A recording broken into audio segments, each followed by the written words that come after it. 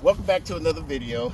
We've been getting a lot of feedback on this feeder that we made from Facebook, and so I decided I want to kind of tell you how we came up with this, or how we went from an IBC tote to this.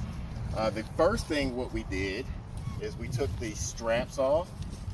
There's some straps that go across to keep this this plastic tube intact here.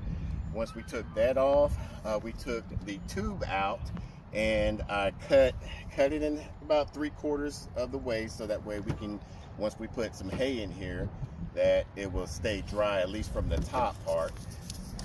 Then from here, I cut off the corners on all 4 corners. So I took a reciprocating saw, and I just had a metal blade, and I ran the blade across through here and on this side, on all 4 sides. And then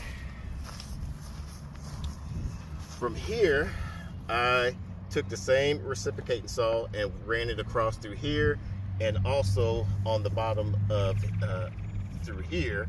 And then I folded these 2 together on both sides with some zip ties, and then that was pretty much it.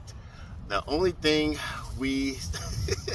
the only thing is, with this right now, it rocks back and forth.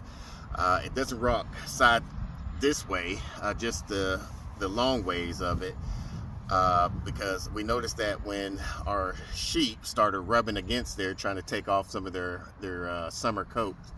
So that's only one drawback, but other than that, this IBC tote was left here on our property when we bought this property. So we decided to make a hay feeder.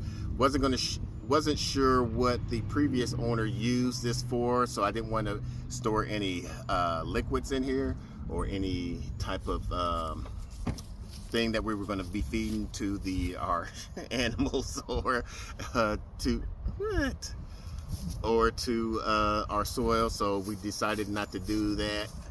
You smell my armpit? And it was broken. And the valve on here was broken, so we decided to use this. I think I found it idea off of Pinterest, and then off of YouTube University of doing this. I was like, hey, we got sheep now, might as well use this for that. So if you have any questions on using this, comment down below, let us know. Until then, let's grow together.